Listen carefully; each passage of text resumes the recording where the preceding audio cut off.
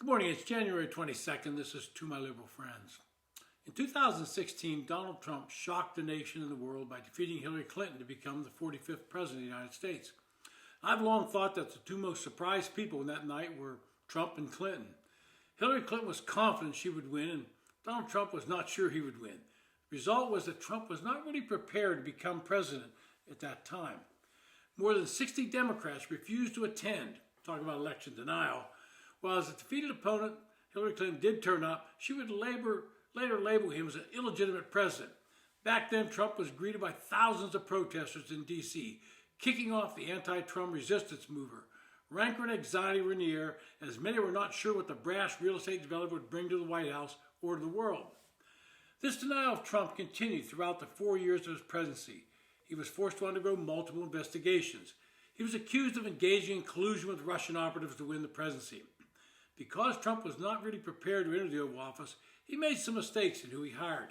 He relied on old hands from Washington, thinking they would help guide him. But he was wrong, and when he differed with them, they felt slighted and eventually aired their differences in public. The result was Trump had to fire many of them. Well, this time around, Trump was sure he was going to win. Despite Democrats having a huge money advantage, fueled by what Biden would call oligarchs, Trump tapped into the feelings of what the American voters, and they rallied to his side. Trump was quick to name his cabinet officers and to speak to his agenda. He's chosen people that share his dream of America first, and people that would do their best to implement Trump's policies throughout the government. Trump's second inauguration found Americans in a hopeful frame of mind, with many celebrating his return. The protests this week in Washington were non-existent. The resistance had become the resignation. Indeed, the quiet, defeatist response to Trump reveals the Democrats as an exhausted party, as politically frail and confused as Joe Biden is physically frail and confused himself.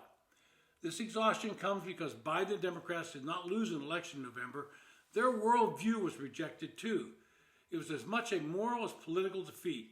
Ever since the 2016 election, the Democrats have single-mindedly pursued a crusade to delegitimize Trump.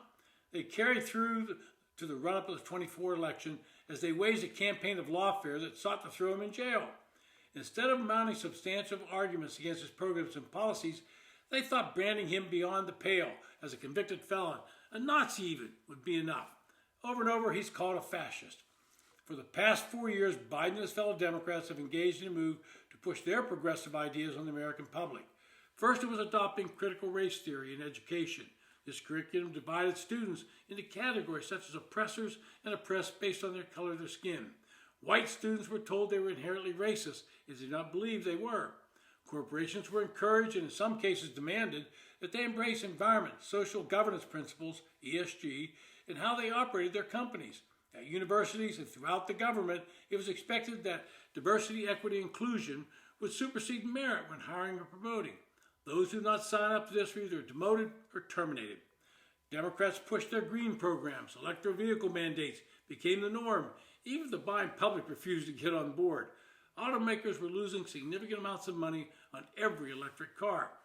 Under Biden, even household appliances were under attack, and you should abandon your gas stove and even your water heaters, and don't think about using a dishwasher.